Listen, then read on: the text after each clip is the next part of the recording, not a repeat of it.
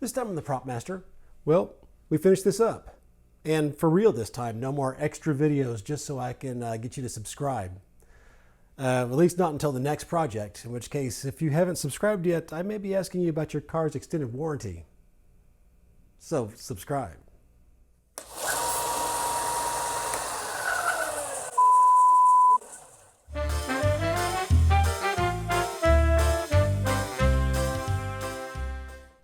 Seriously though, most people don't understand how important subscriptions are to the YouTube algorithm. That's basically subscriptions, likes, and even how many comments a video gets. Basically what YouTube uses to determine whether or not they suggest that video to other people. So a lot of people won't even know about videos if I don't get enough subscriptions, enough likes, and enough comments. Also, there's a lot of things that YouTube will only let you do once you reach a certain tier of subscribers. So that's also important. But enough about that. Let's go ahead and talk about this a little bit. In this video, we're going to go ahead and do all of the metal work, doing all this copper stuff, as well as actually weathering and well, basically just bringing this to life.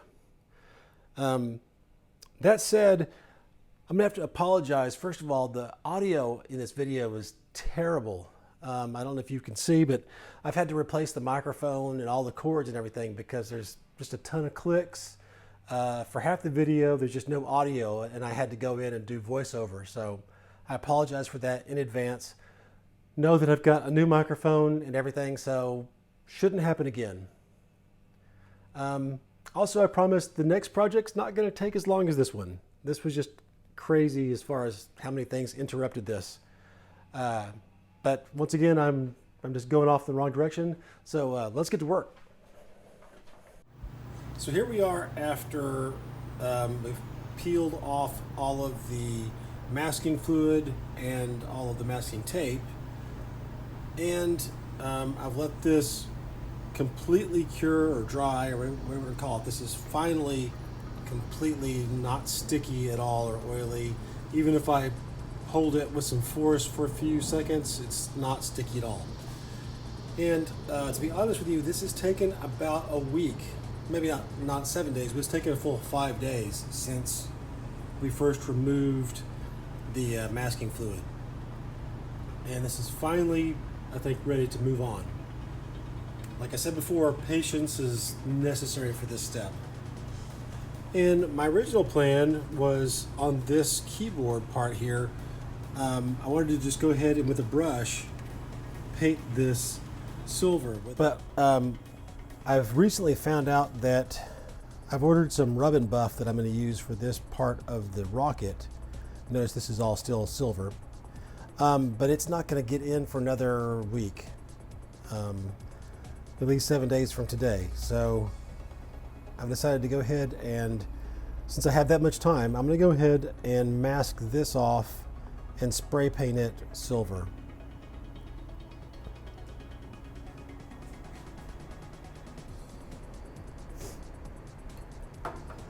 I'm not going to use the same good silver that I used to paint the rocket. I'm going to use one of these not so good silvers because I've got them. And I know they won't be as shiny, because this should look like sort of a dull aluminum, brushed aluminum kind of a thing. So just sort of a hint of metallic should work just fine. So I think one of these is probably going to be fine for that. So I've just got some paper, scrap paper, and some masking tape, and I'm just going to mask off around this with tape first.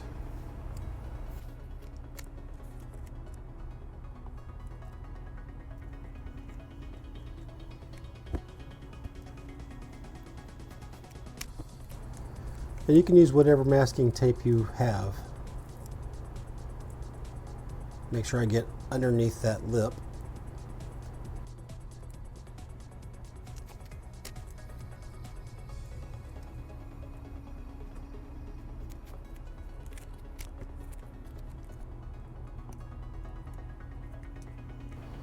Now the problem I have is these two little notches that are in the front of this Somehow I've got to mask those off. Or I might just come back afterwards and paint them with this same paint, but use a brush. Let me see if I can't just use some scissors and cut some small strips out of this. I'm just kind of sticking the tape onto the scissors so that I can get the right size. And cut it off. And it's not the right size, it's a little bit big.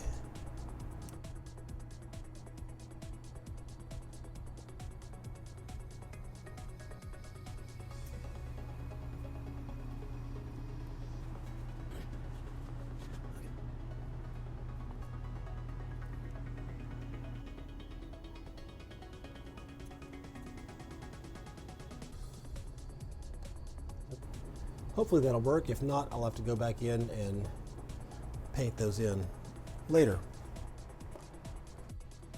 And now that I have this masked off with tape,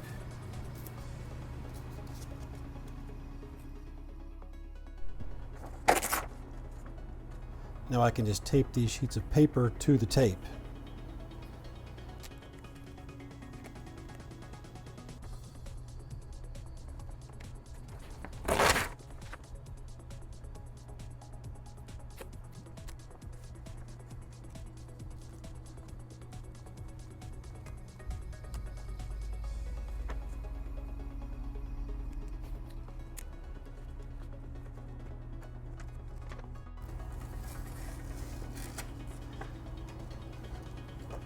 You can leave a little bit less tape sticking out over the edge of the paper.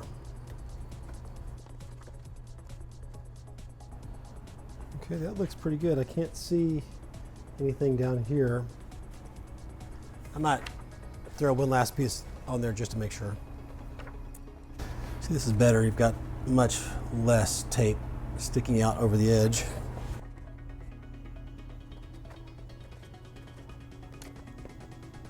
Okay, that should do it.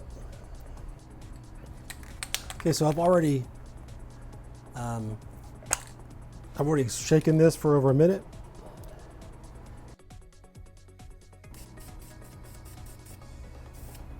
I'm going to hit this from different angles,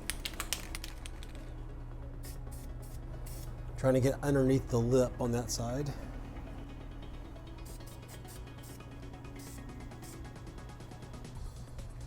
Try to get under the lip on this side without getting too much paint on there. Okay, so with that, I'm going to go ahead and pull off this paper before it comes off and gets paint somewhere I don't want it to be. Same with the masking tape.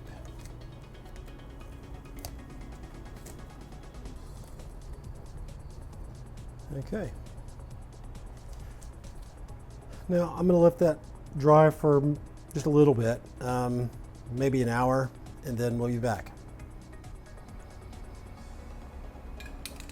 So it's been a little bit over an hour, and this is very dry actually. It's one advantage to the not so good silver paints is that they dry much quicker. I've got some paper down here to protect the background, and I've just got some matte, black, flat black, matte black, whatever you want to call it. You want it to be matte or flat. You don't want any gloss at all to it. And I'm just going to put a little bit of, if you look at the actual picture of the unit, it's got a lot of like black, not so much a smudge, but just sort of like black areas where, like not black, but darker areas. I guess kind of carbon scoring, or being around carbon. You get these sort of like grayed out areas where there's some darkness sort of through here and sort of randomly throughout the whole thing. And I'm going to do that with this matte black or flat black paint, but I'm going to hold it a good 3 feet away from this, and I'm just going to lightly dust it. Hopefully you can see some of this.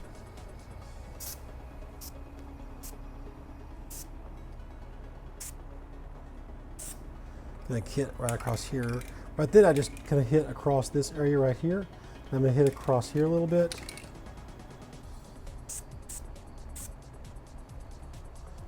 Now I'm going to come across sort of this to get the side and back here. Almost got a little too close that time.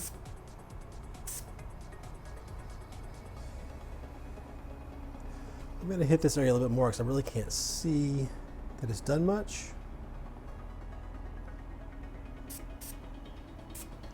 That last one, I'm just kind of aiming this general area right in here.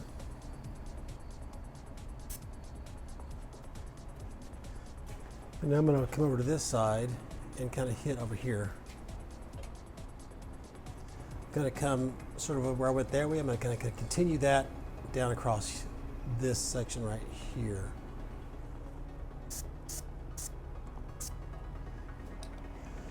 And I'm going to have one that kind of goes right across here. It's tough because the further away you are, the lighter the coat is, but the wider it is. I can get a little closer and get a narrower feel, but then I'm going to get more paint. Okay.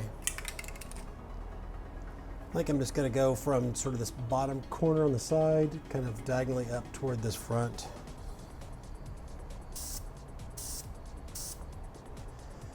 And that should be good. It's already starting to look a little bit more like a real object. And I think that's probably it for spray paint at this point. We can go ahead and move on to doing some work on the rocket. Notice I removed the rocket from this part to do this. Now we can go ahead and do some stuff on it. So you guessed it, more audio problems. In fact, I've had to order a new microphone and cables and everything, so hopefully this won't happen again. Let me just start by reminding you from the last video that this part that I'm about to work on and make copper, currently it's silver, but you want to leave that part primer colored. So what I have here is rub and buff. It comes from a company called Amaco, A-M-A-C-O, and it's a wax metallic finish. So I suggest you get the large set. It's like 9 tubes of this stuff, because the only way you can get the colors you need, which is the autumn gold and the Spanish copper, is to buy the larger set. Now I also have the ebony color here, but I actually find that the Spanish copper works a little bit better, but more about that later on. So even though you can put this on with a brush, it's really meant to be put on with your fingers. You rub it on with your fingers and then you buff it to a high shine. Now to get the copper color that we want, oddly enough, you want to use the autumn gold, not the Spanish copper. The Spanish copper is much darker color. So normally you'd want to be using your bare hands for this, because it's the heat of your hands, or part of it's the heat of your hands, that helps to make this buff out really nice. But I'm wearing gloves here just to show that in case you have reactions to petroleum products, because there is petroleum in here, you can still do this wearing gloves. So this is the autumn gold. It's the copper color. And I'm just going to take a little bit and put it on my finger.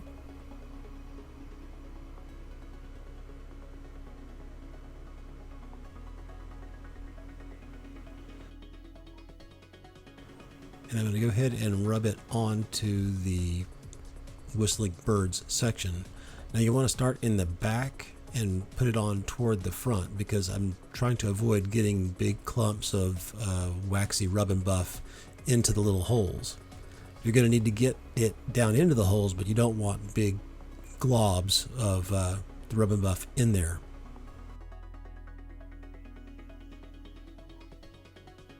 See there, I'm trying to get it into the holes, but I've already put most of the rub and buff onto the section already. Now that front cone doesn't really get the copper color, but it's okay. I'll be able to cover that up later.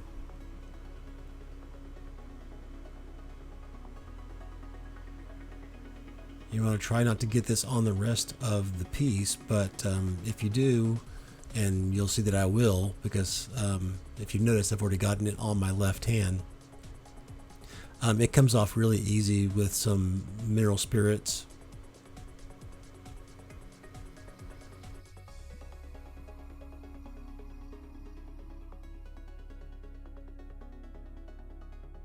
Here's where I'm actually trying to buff it. So you put some on and then you really try to rub it in good. But it might take a couple of layers to really get a really good finish. Or you might find that you get a really good one the first time you try to do this.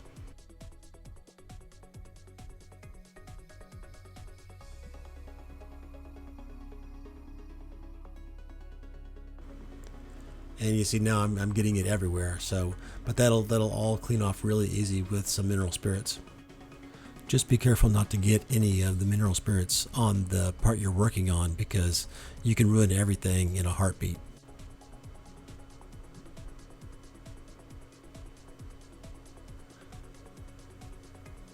So I think I'm just going to go change my gloves real quick so I don't have that little bit on my left glove. Yeah, so I've got a little bit of mineral spirits here. I'll be more careful than I am there. I just got some of it on the actual whistling bird section. I can also see a lot of black there, so you can see I've taken some of the black paint off as well, so that's another hazard you have to watch out for.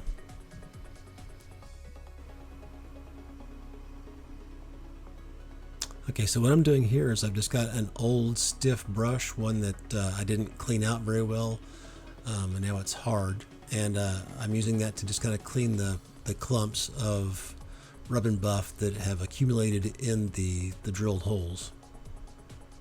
It's pretty simple.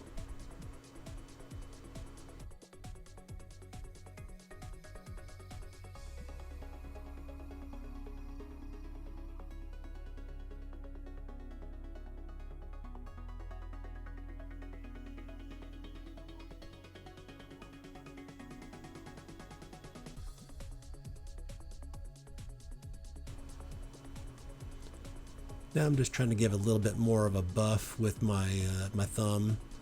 Probably not necessary at this point because it looks pretty good.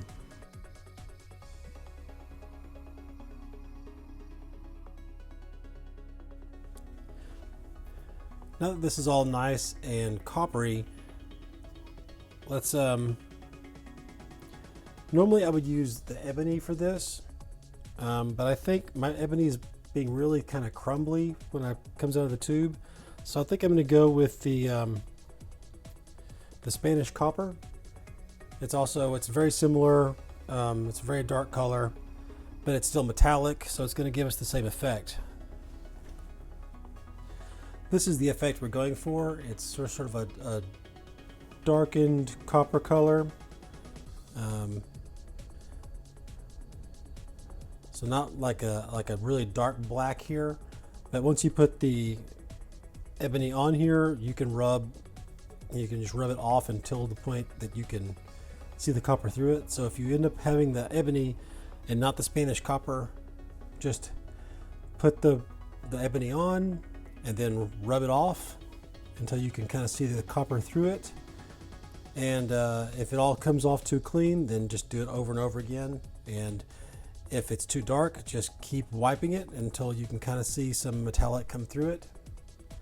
You just want it to be a little bit of a darker, dirtier color between this edge and this front edge. I should be able to get the same effect with this Spanish copper. So I've got a brush here, and we're going to use a brush for this. Take some of my rub and buff. Doesn't take very much.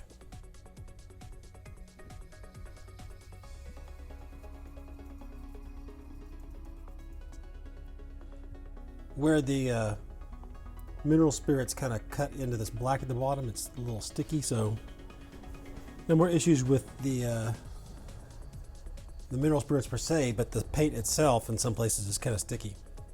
So I've just loaded a little bit on here. It's kind of like a dry brush technique we're going to do. And I just want to avoid this front edge and this high edge back here in the back of this piece. And we're just going to kind of lightly brush over it. Now initially I did this just with my fingers. I just loaded a whole bunch of it on and then rubbed it off. But I think this will work just as well. Might work a little better.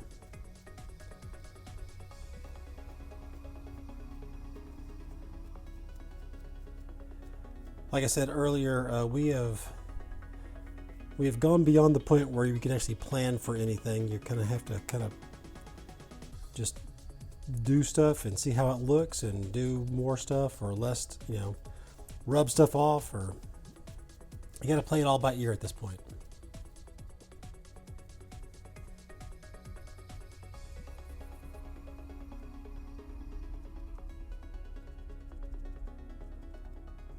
This is looking pretty good actually already.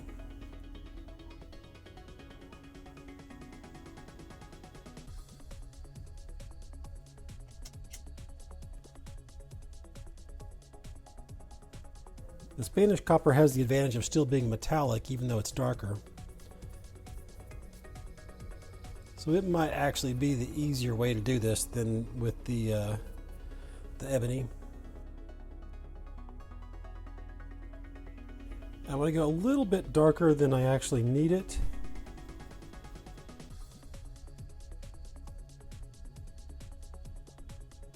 So I'm trying to avoid this high ridge here, but there's I'm going to get a lot of this on that. But I'll come back doing the same technique. I can come back over it with the autumn gold. I can never remember autumn gold for some reason.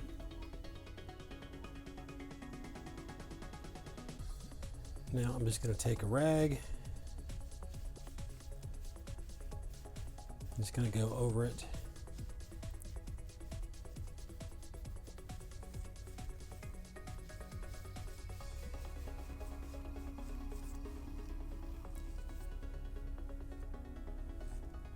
And that's looking pretty good. I think I'm going to cover up just so I can show you.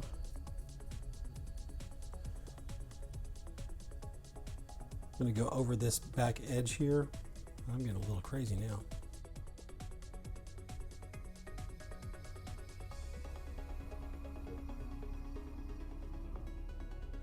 So I got a big glob in there, so I'm going to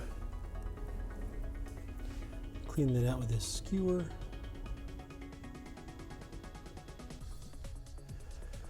Okay, so now I've got, you know, the darker color all the way across here, and what you want to do is just go to your autumn gold, get a little bit of that.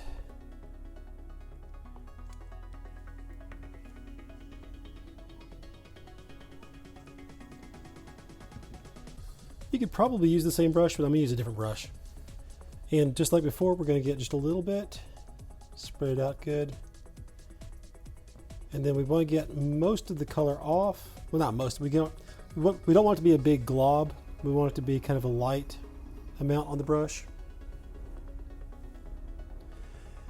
And then we want to just lightly go over those high edges.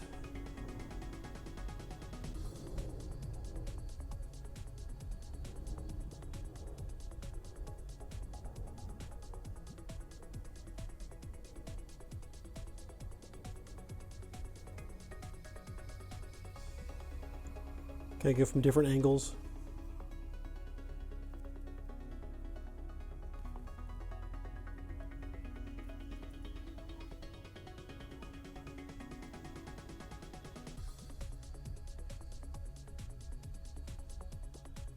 Same thing down here at this end.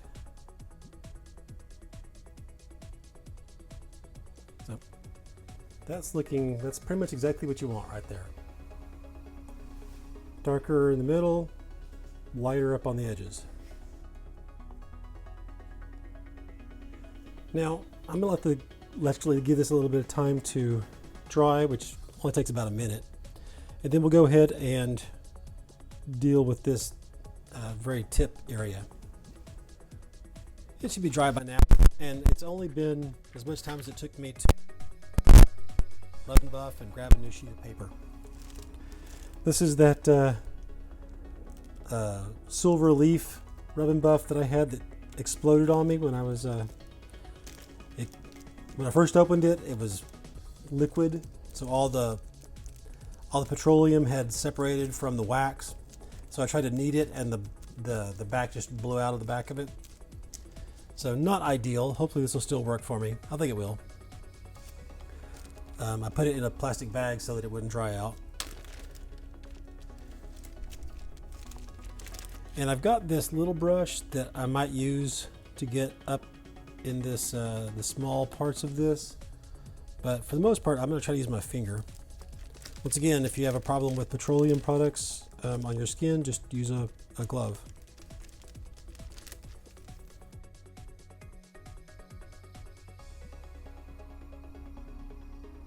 Just rub it on.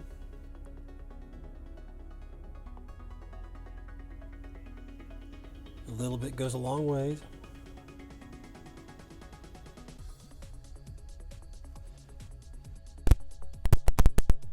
Fabric, and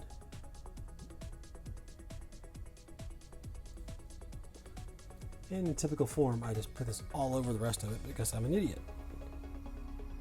Try to have a little bit more restraint. Okay, I'm going to wait just a second, and then I'll put another layer on. Just make sure there's no thick areas.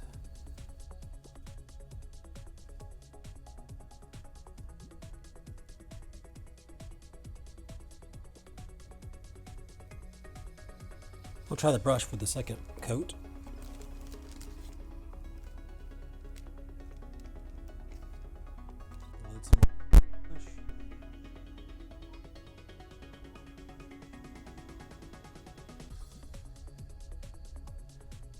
For large areas, like if you were doing Jango Fett armor or something like that, then I would definitely use my hand. I would get in there, really heat it up with the palm of my hand.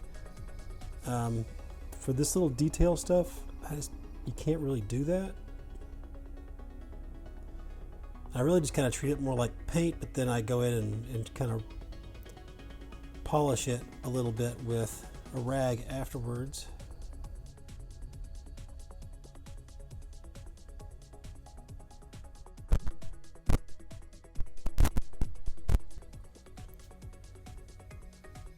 And I'm just going to lightly go over this to make sure there's no globs or anything.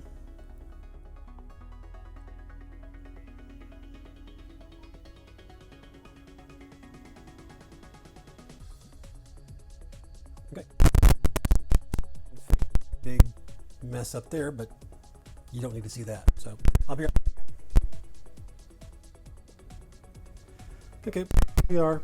Everything's in good shape now. And this is pretty much done. We have one last thing we're going to do to it, and then we'll be done. But first I'm going to go clean my hands, because it says to go ahead and make sure that you clean your hands as soon as you're finished using the rub and buff. You can just use regular soap and water. I find that a shop soap that's got pumice in it works really well. But you can actually use just soap and water. So I'm going to go wash my hands, and I'll be right back. Now all I need to do is to get a little bit of dirt and grime in a couple of places. It's really more of an oily kind of a dirt. I'm using black instead of my usual umbers and such. I don't need very much of this. That's plenty. If you can see, there's not much in there.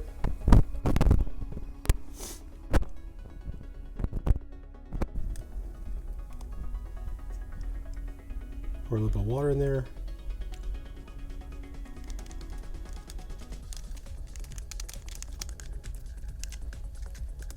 Now, all I'm trying to do is get some black around the base of this little nub that sticks out at the end. So just this little, the base of this should have black around it, but not all the way out to the tip. Could we do this with the ebony rub and buff? Absolutely, we could. And let's be honest, I may end up doing it that way. But I'm trying to use this acrylic paint. By the way, this is a Liquitex Basics Acrylics, and it's just the black. But I'm trying to use the this Liquitex paints to do the weathering on this, and so we're going to start finding out whether or not this acrylic paint's going to work on the previous paints that we used. I mean, it has in the past as far as the helmets and things, so we'll see how it goes. I may have put too much water in this, but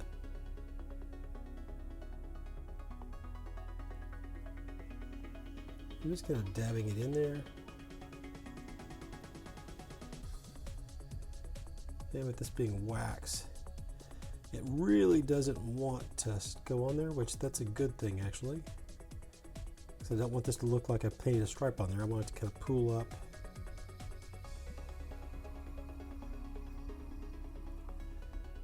And I'll wait a few minutes on that and see how it looks. So we'll be back in about 5 minutes. Let's take a look and see what this looks like now. It's been about 10 minutes. Actually, it looks really quite good. Don't know if you can actually get in there. Yeah, that's pretty much what we're looking for. I kind of want to take a little bit of darker black and just dab around on the inside, but also I'm kind of scared I'm going to mess that up, because that's, you know, partially it's not quite dark enough, but at the same time it's really good. So, you know, I'll try.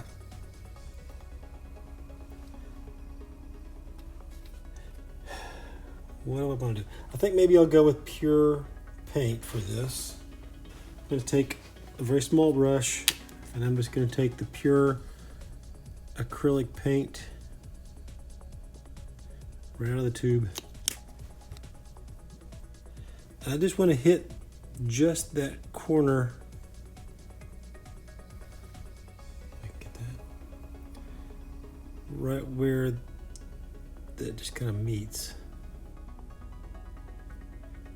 Maybe not everywhere, just places where it didn't really get any black. Sorry, I keep moving around.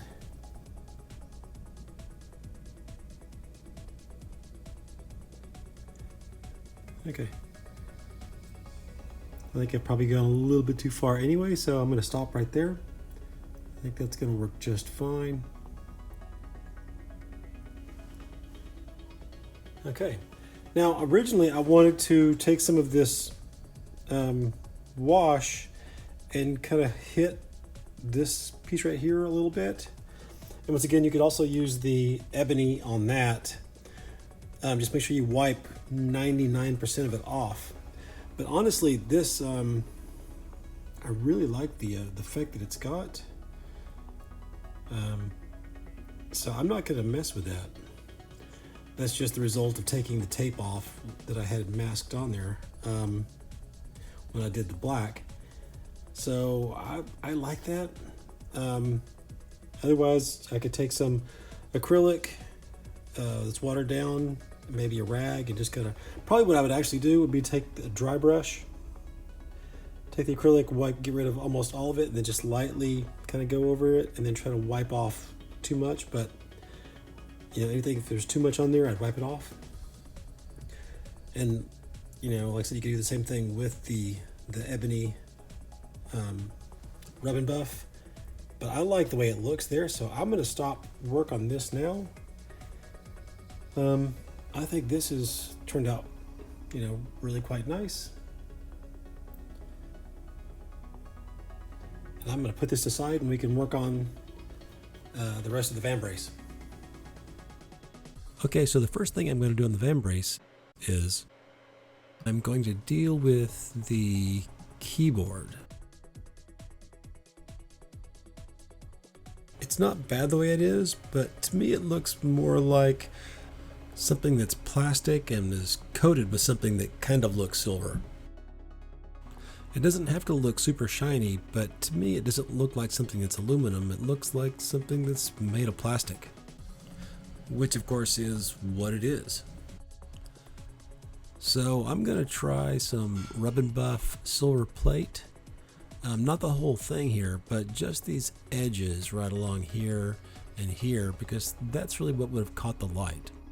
And I'm going to see if that's enough. I'm going to try using a brush again, because that's what it's going to take to really get in there and not get stuff everywhere. Here's my damaged silver plate Rub and Buff.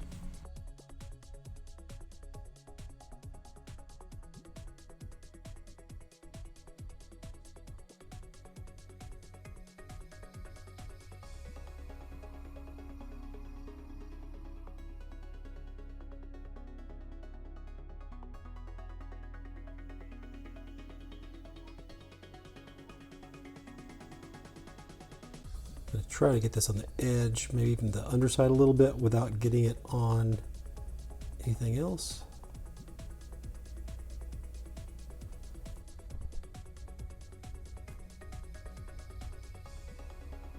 It does definitely catch the light now.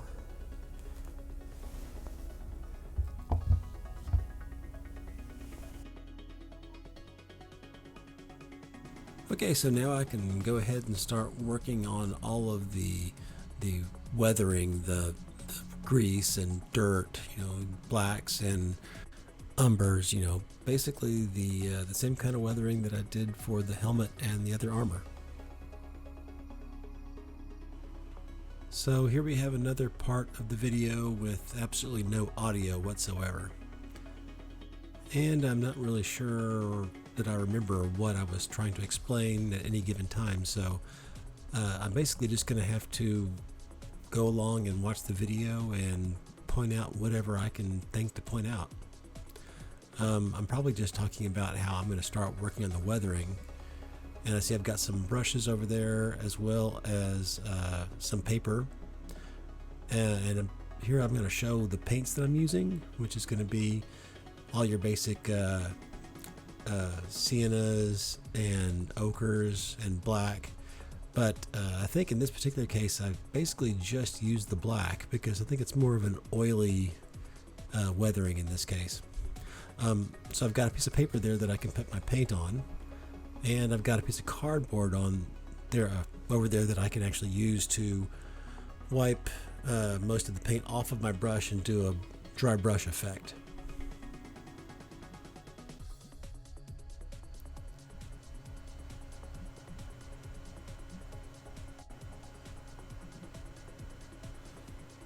Okay, so I'm just going to put down a little bit of black. And it looks like I'm going to get a little bit of the raw umber.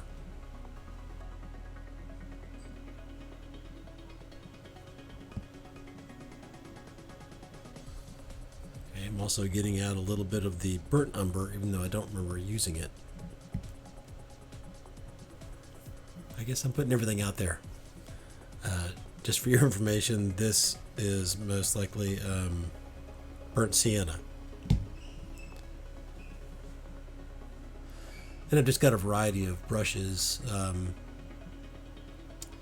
some wider and some smaller. Not sure what I'm trying to emphasize there. Probably that they're not good brushes, they're cheap brushes. I think I've said this before, but I buy my brushes in a large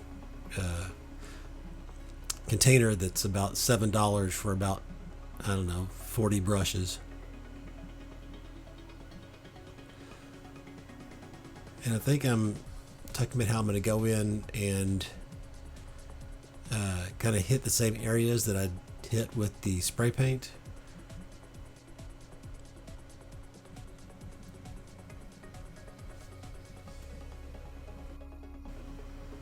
So I'm just taking some of the black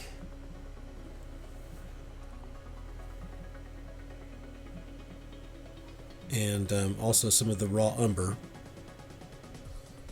That gives you a nice oil carbon kind of an effect.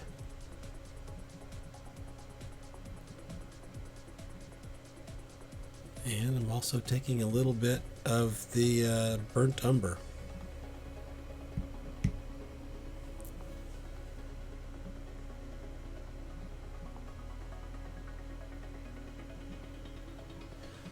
I mean, basically you want like a really dark, grayish, greasy looking color.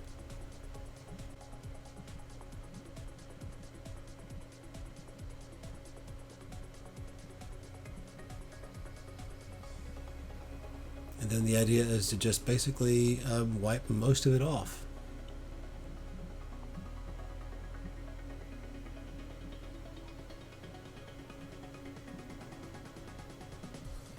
Which would be a lot easier if I'd stopped loading my brush with colors.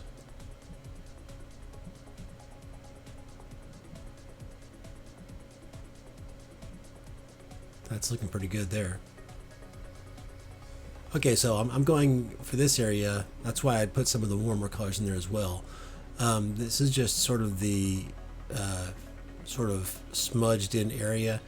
Despite the fact that this is supposed to be a hollow emitter, it's painted up very much like it's a keyboard with lots of dirty fingerprint smudging in the middle of it.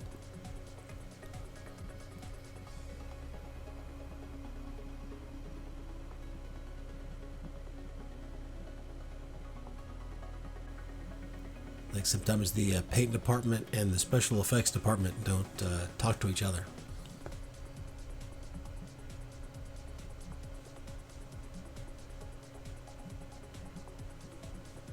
You want to go with various, you don't want to just keep going over with the same color.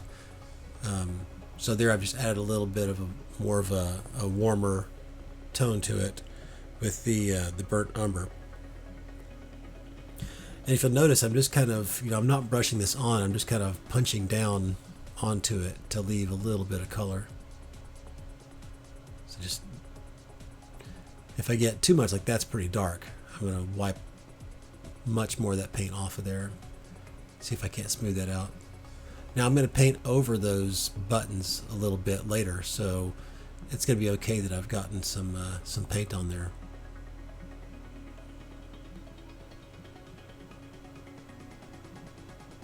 And if it gets to be too much, I can always take some silver, and in this case I'm just using a larger brush to smear everything out a little bit. But I can also go in with some silver and knock it back a little bit if I need to.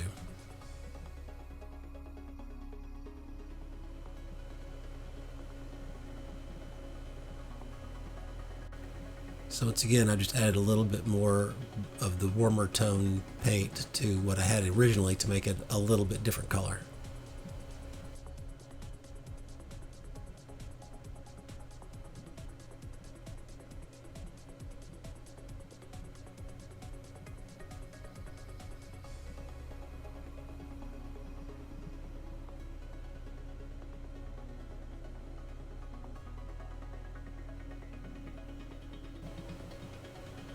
This is probably a little bit better brush to use anyway. That smaller one was not giving me a very large area. It's making very sharp little area, sharp little marks.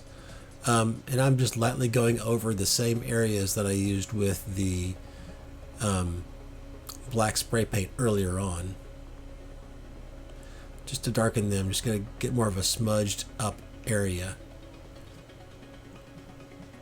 And I'm just using that same color as before.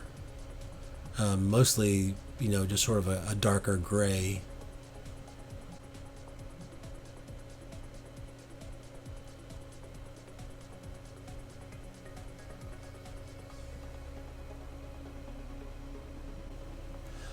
I say dark gray, but it's really more of a light black, because it's very, very dark.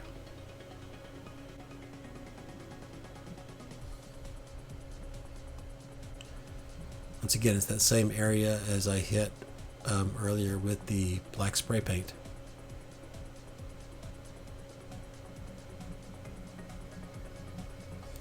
So, you know, could you just skip the spray paint part? Probably, if you wanted to just do this part. But I think the combination of the two, even though you don't really see it, you do see it. It's just more of a feeling. You know, it has a greater effect. It's just that it's not real obvious.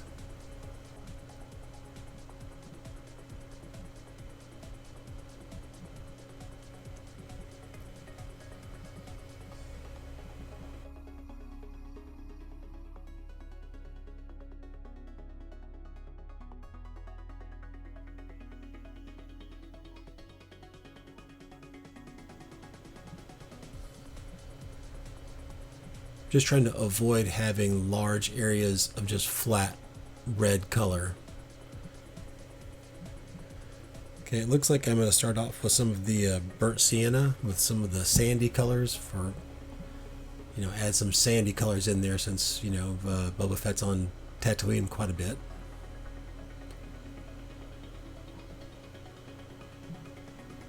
So that's sort of the color of the dirt, and I suspect here's where I'm going to go in and hit all of the edges. You know, anywhere there's a deep angle, that's where I'm going to put some of this in there.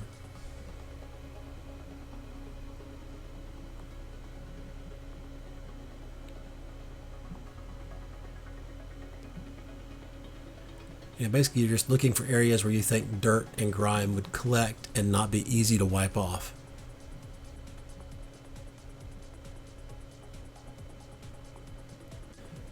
And as long as you've wiped 99% of the paint off, or, you know, at least 95% of the paint off, you know, it's pretty subtle going on there. And if you get too much, you can just, like I did there, just, you know, rub it around. You can also take a rag and rub it completely off if you really need to.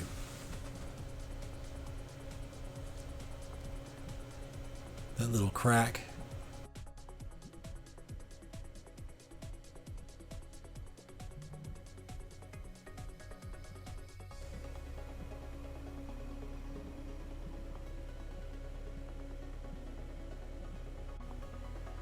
Definitely in the, you know, the sort of recessed area in there, that needs to be pretty dirty.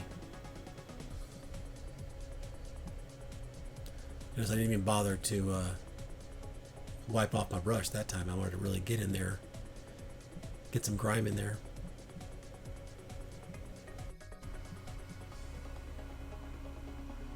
Oh yeah, this is a really good place to get into, especially go for those corners. That's going to make a real big difference on really showing the depth here. And you can really kind of just push it in there really hard, and then we'll be able to wipe a lot of it out.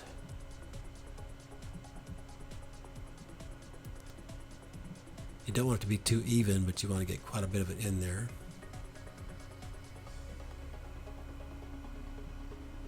I'm just going to let it dry for just a little, you know, a few seconds so that it doesn't completely wipe out.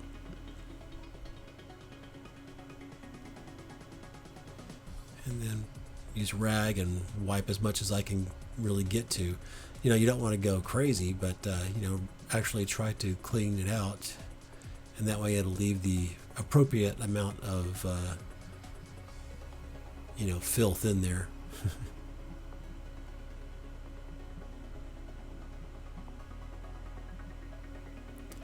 And you can do a few different colors if you really want to, but I think the black combined with the raw umber really makes a good color for that. I'm just using the stuff I just wiped up to wipe a little extra all over.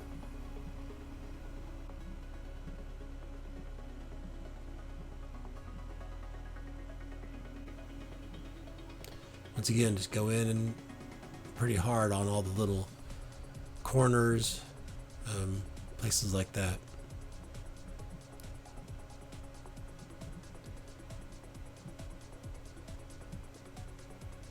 You don't want to cover up your silver edges too badly, but you definitely want to try to get some some weathering down into all of your corners.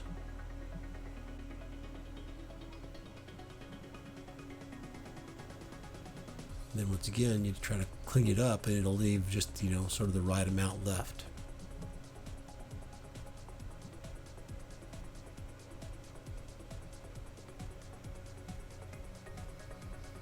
Yep, don't forget the front.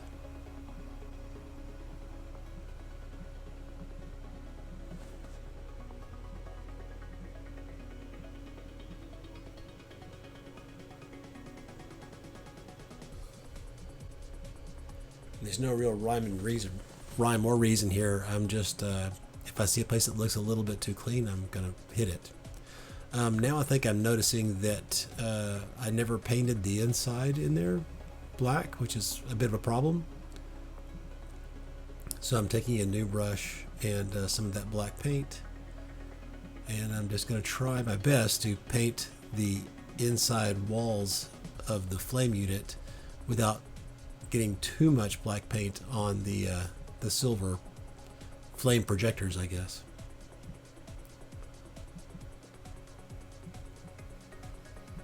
That's going to be pretty much impossible to do, so I'll have to go back with some silver and cover up some of the black paint. I'm also going to need to get some black inside the little tubes as well.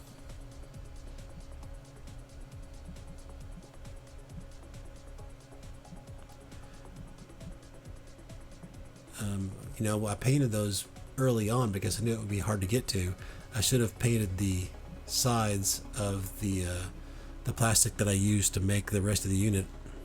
If I'd painted the inside of those black as well, this would have been a whole lot easier.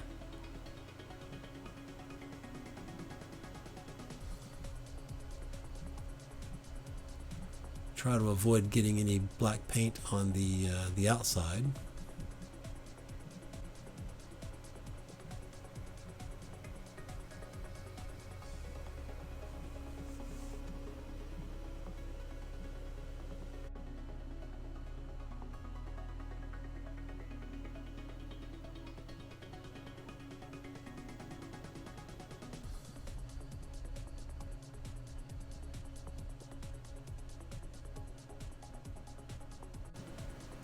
Just trying to get the some dirt into these little ridges, or not ridges, but little divots that are along there to make everything stand out a little bit better. Plus, anytime you've got a recess like that, you're going to get gunk into it.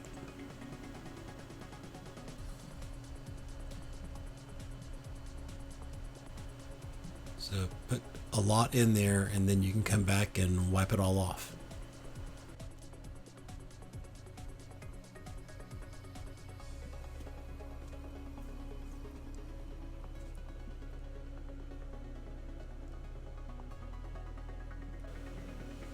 And so at this point, everything's pretty much going to be pretty dry, so I'm just trying to wipe up anything that's going to come up easily. Okay, I was kind of pointing to the top of the, okay, looks like I'm going to take some of this silver.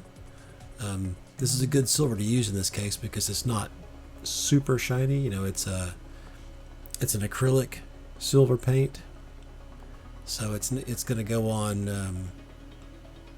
It'll work, but it won't be super shiny. Gonna get a new brush.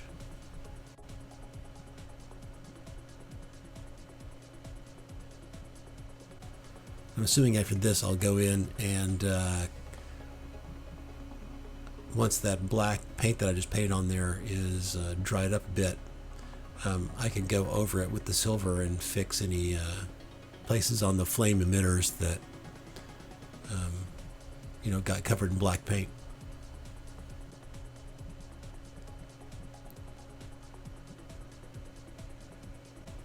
Here we go.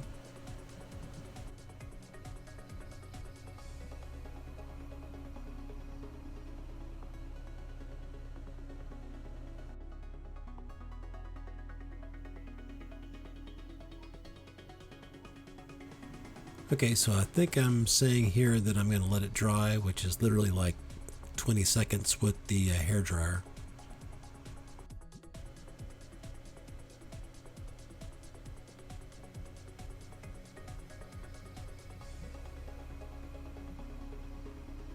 Okay, so I think I'm just checking to make sure everything is dry, and or at least showing that it is. And I've got some new paints here. That is neutral gray number 5. And these two smaller ones, of the two of them, the important one is this red oxide. But I also have some cadmium red, but I don't think I actually use it.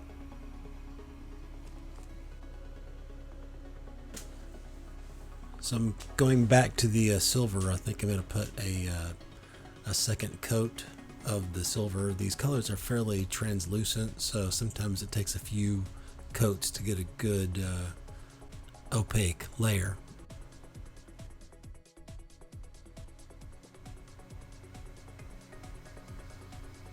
Okay, so I've gone for a wider brush so I can get a nice smooth layer of paint.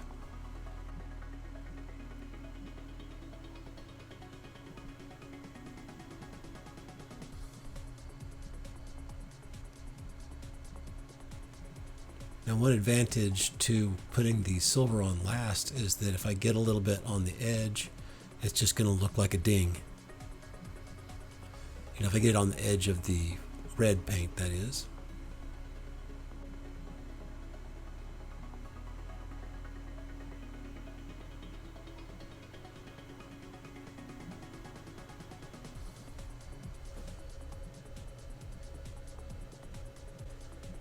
It's really important to try to smooth this out nice and smooth, and you don't want to go long ways on this.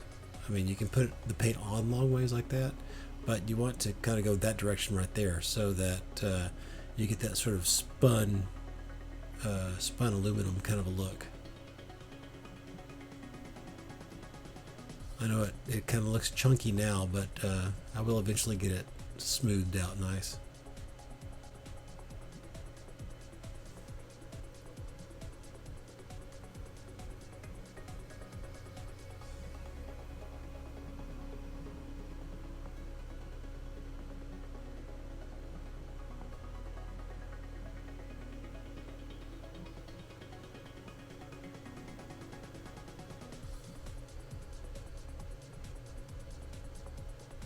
Next, I'm going to take my small brush and go to the neutral gray number 5.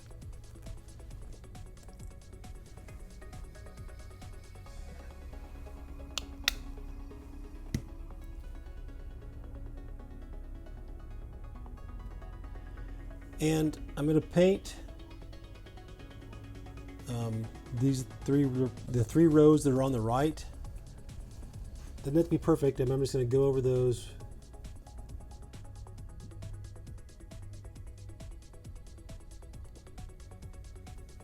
just so they'll be a different color than the silver.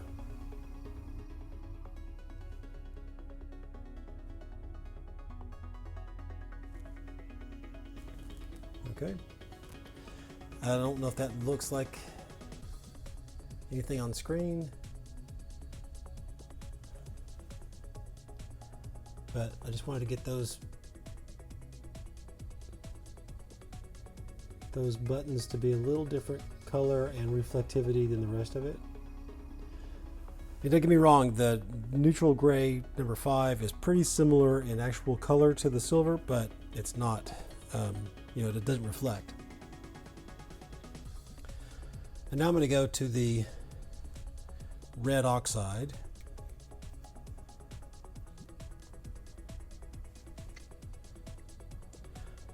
These are still the paints that I bought when I was doing the Sabine Wren helmet.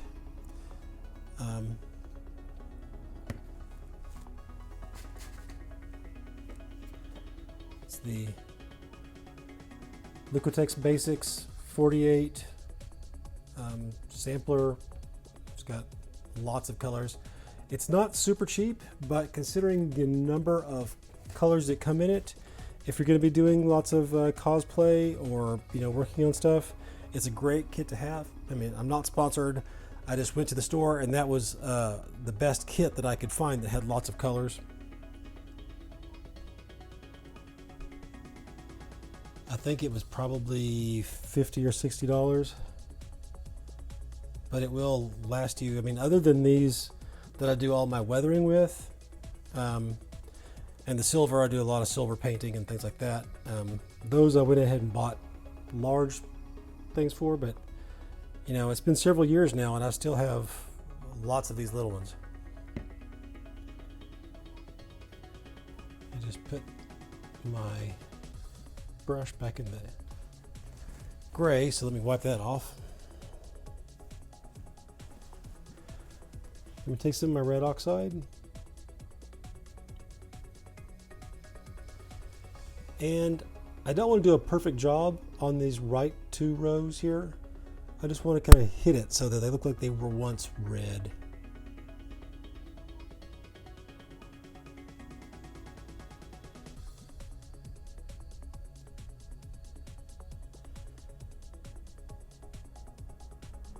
This is another time where it might be better to go ahead and just kind of hit them with the red and then go back with some silver if I need to, or gray, maybe a better choice.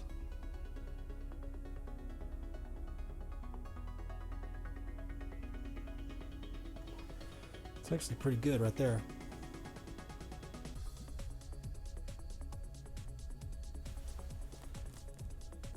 Okay.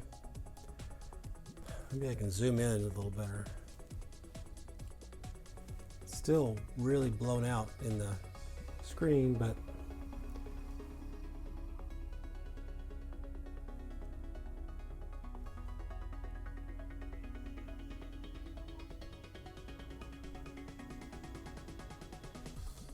okay.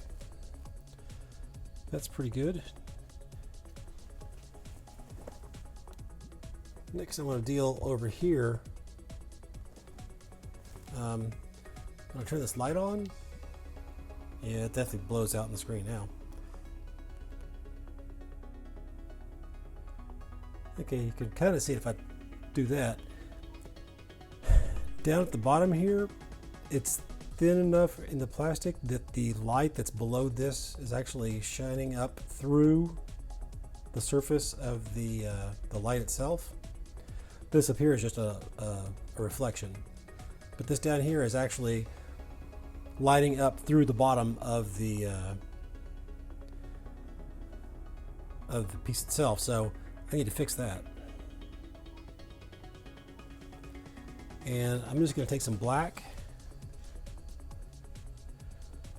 I mean, I could do the red as well, but I think what I'm going to do is use the black and just kind of put some dirt in that area. Lots of soot.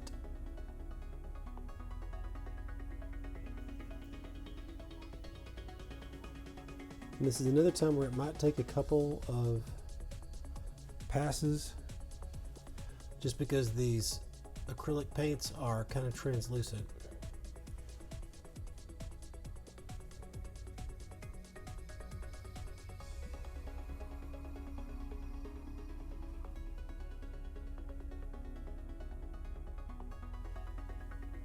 I think I was trying to paint over a reflection there for a second.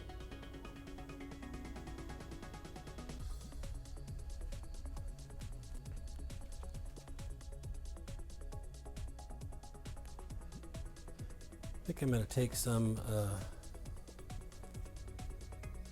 raw umber and kind of hit that as well. You know, instead of that, I think I'm going to go with the burnt umber. I want something a little bit more brown. I think I'm going to take this over and hit with the hairdryer for about 10 seconds, and that'll make sure that that acrylic is dry.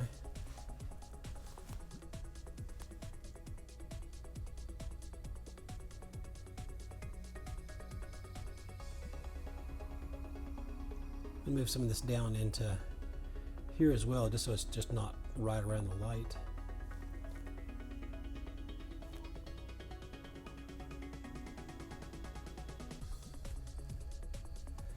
And actually I might come in with some of the red oxide as well. It's a little bright.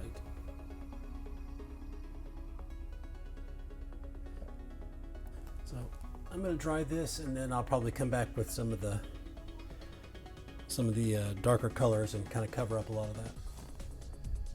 It's just a work in progress. We'll see how it goes. Okay, so I'm going to go over this with a little bit of the burnt umber.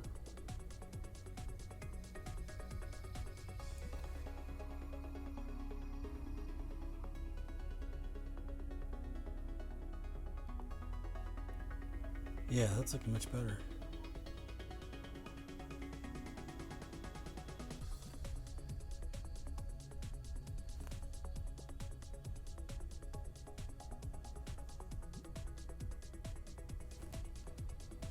Okay.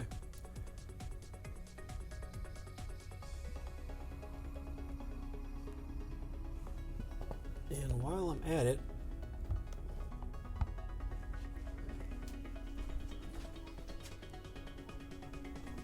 I'm going to take some of the black. Definitely not dry brush, but load up your brush with black. And I'm going to go ahead and hit the inside of these. Be careful not to get any outside of it.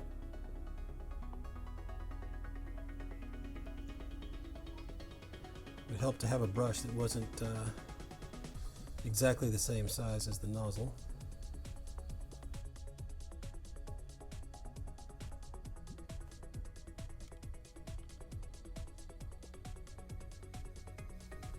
Okay, so that's better.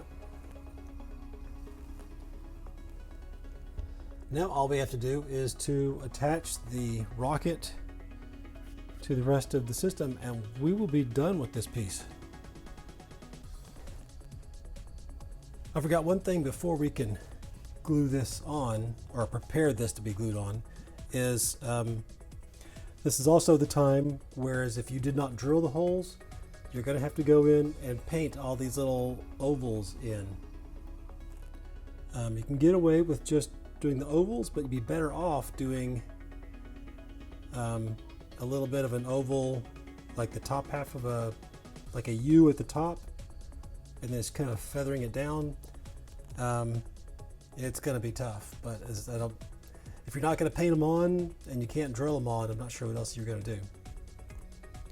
I think painting will be the best. Actually, honestly, you could probably draw them on with a pencil and then go back in with maybe a black marker. That might be the best way to do it. Before we can glue this on, we've got all this paint and everything here, and I want this to be glued to that, not to the paint, because the paint can let go. So I'm just going to take my Dremel. I've got the little cone bit on there. We'll see how this works. Basically, I'm just going to take out a thin strip of paint right down the middle. That's the plan anyway.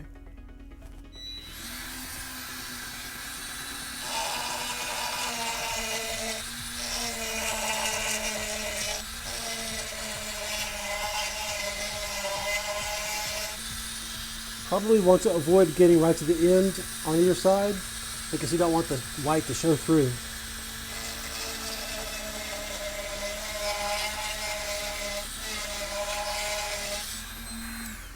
Okay, and that's that.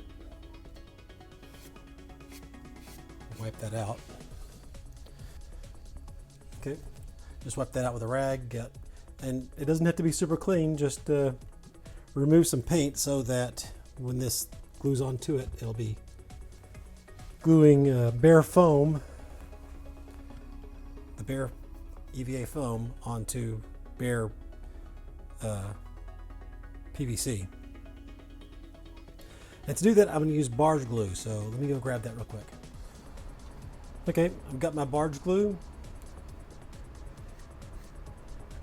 I think if you've gotten this far in the project, I don't have to explain Barge Glue to you.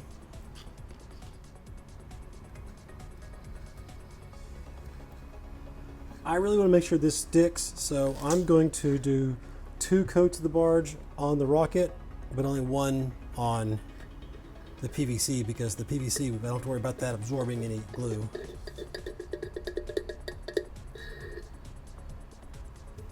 So I want a very thin layer on here. At this point, I'm basically just sealing up the foam.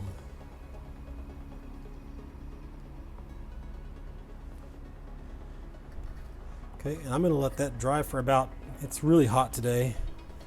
Let that dry for about 5 minutes at most. It's been 5 minutes, and that's dry. Maybe overly dry, it's not even tacky. That'll work fine for this, but next time I'll go for less time. For the, this is the coat that we'll actually be using to glue.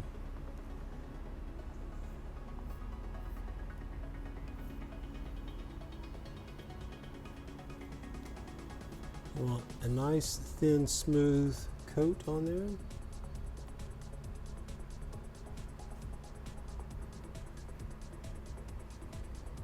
Didn't get enough on at the end.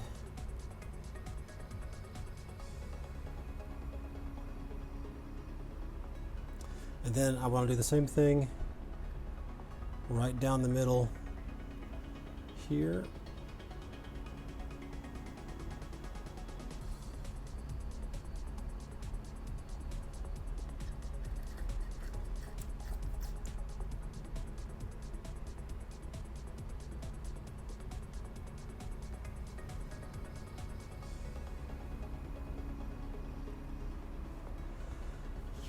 Yeah, you don't think that barge cement's that bad until you see that it will strip the top layer of paint right off of there. So it's a lot of toluene in barge glue. So you want to be in a well ventilated area. I'm back. It's been a little less than 4 minutes, and this is tacky, but nothing's coming off. Nothing, you know. I don't get any glue sticking my finger, so that's good. Same here. Now, I'm going to try to be careful because I really just got one shot at this.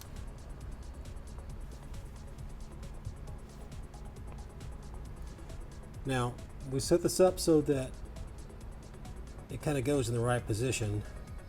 The foam piece is essentially the same length as the piece it's going into, so that makes it a lot easier to line up. But I want to make sure that I get it straight up and down. I'm sticking the back in place first, and that way I can make sure it goes in the right place in the back, or in the front. And I'm using my fingers to make sure that it lines up in this channel properly.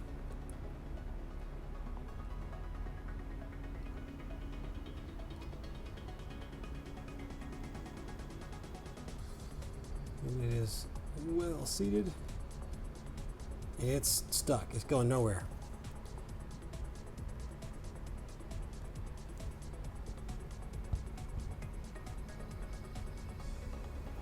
Okay, and that is essentially it. Let's take a look at what this looks like in a cleaner surroundings. Actually, there is one last thing we need to do. Got some, this is just foam rubber like you'd find in a pillow. You know, if you have an old couch or an old chair, something like that, and you unzip the cover and you can pull out a big pillow. Basically just, you know, foam rubber. You can also find this at craft stores and art supply stores. This is about 1 inch thick, or roughly 2 centimeters thick. Doesn't have to be precise, you know, within 1/4 of an inch either direction, or, you know, 5 or 6 millimeters either direction. Maybe, you know, this is not super precise stuff here. It compresses really well, so, you know, if there's too much of it, it'll compress, you know, easily. And I want to put this in this hinged part here, if you can see that. This cuts easily with scissors. I don't want it to be super large. Obviously, this is going to show everywhere. So I want to make sure that it is short enough that it will not be sticking out anywhere on here. In fact, I don't want it to go any further than the little lip here. So go ahead and mark that. Pull this in a little bit and then mark that there.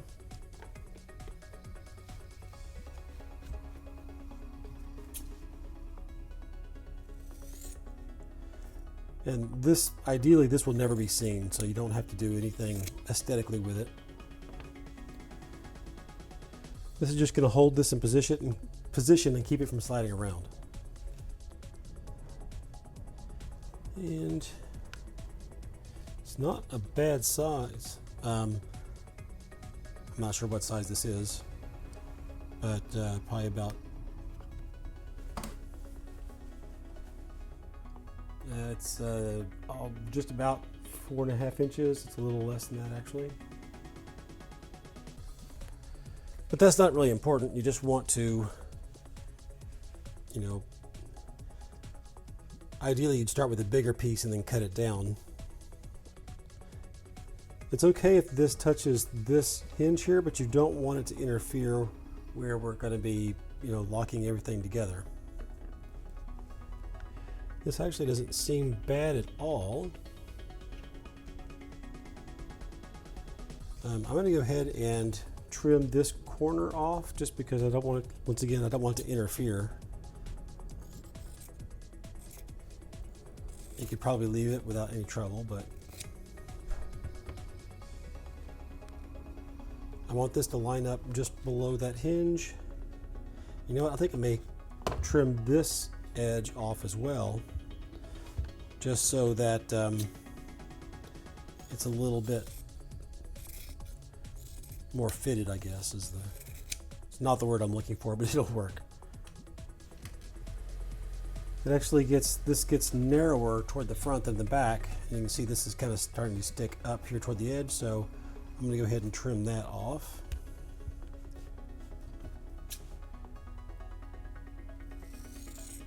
I'm just guessing at all of these measurements. None of it is that important.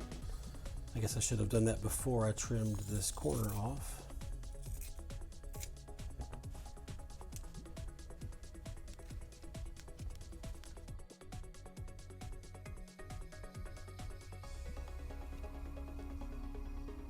I don't know if that would fit better that way.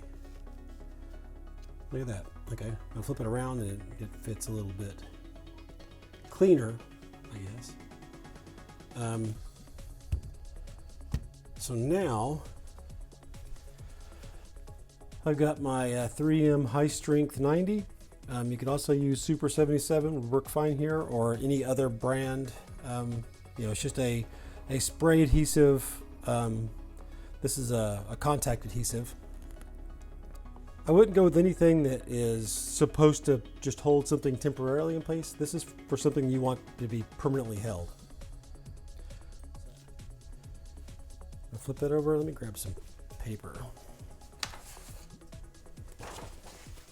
Adhesives are one thing that are a pain if you get a lot of overspray. Everything gets sticky.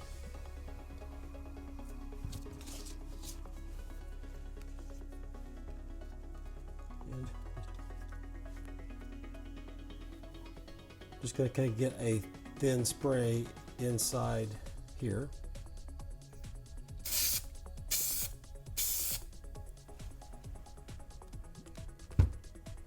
Same here. And I'm going to go back and do this one again. Ideally, don't spray it here. I'm going to spray here. And then a third time. Ideally, you could go back and forth in different directions, but it's really not too important in this particular case.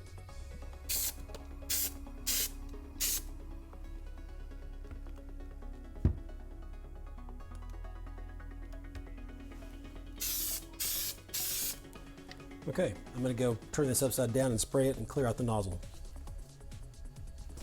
Now I've just got to wait a few minutes until this is tacky, just like with the barge cement.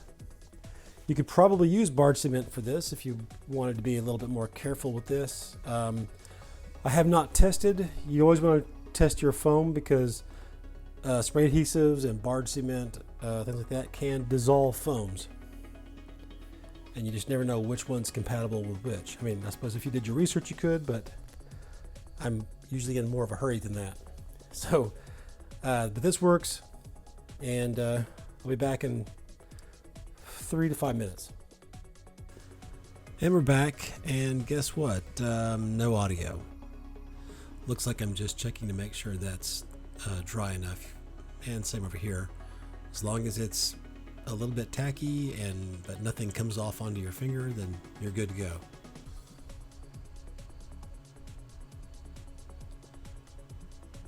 This isn't as strong as barge glue, but remember, it works pretty much the same way, so once you put this down, it's going to be stuck.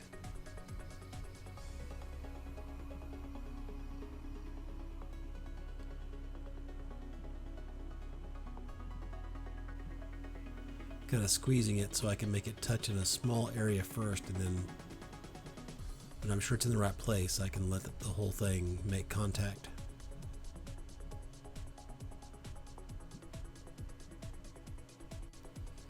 And once you're sure it's in the right place, you can just push everything down.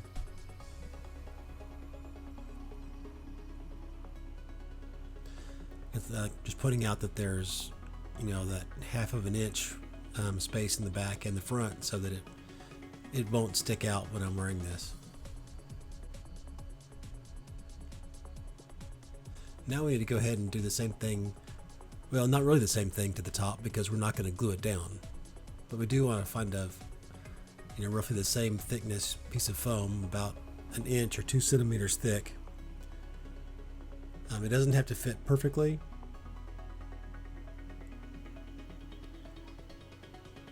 In fact, you want it to be tight enough that you can push it in there and it'll stay in place. So a little bit wider is just fine.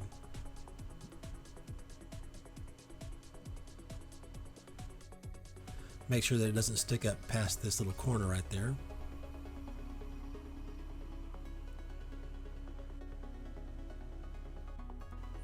Looks like it's a little wide here, so I'm going to trim a little bit off.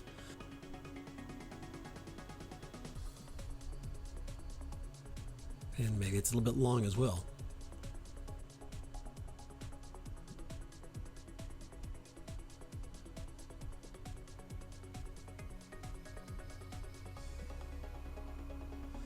Now you just want to make sure that all your wires and everything, kind of pull them as tightly as you can.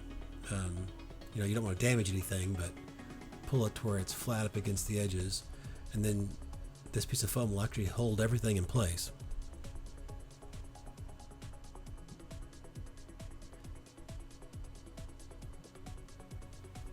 Like I'm just talking about how the one piece can be glued, but this piece does not need to be glued.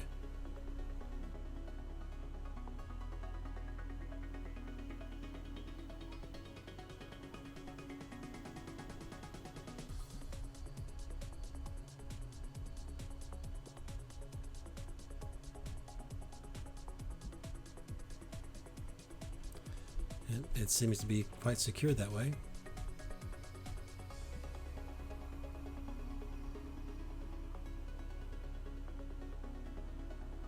I think I'm pointing out that if you wanted to, you could take a Forstner bit and some of those little neodymium magnets or some other rare earth magnets you can buy at most hardware stores, and you could actually use those to hold this secure while you put your pin in place.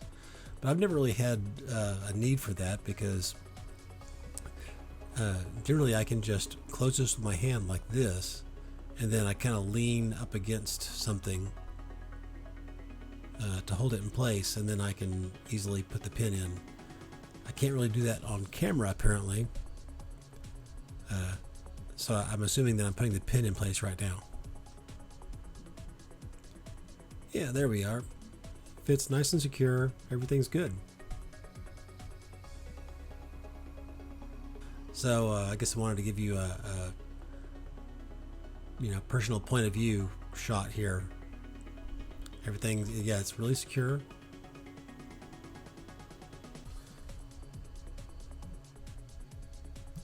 Now you're all ready to take pot shots at Luke Skywalker. And there you have it, a finished left Vambrace. This project has been extremely long, between trying to figure out how to make it in general and then destroying my knee and having surgery, forgetting everything that I had worked out, having to relearn it a second time, the craziness of 2020. It's been a long haul, but just look at these. I think everything turned out amazing, and I can't wait to get started on the next one.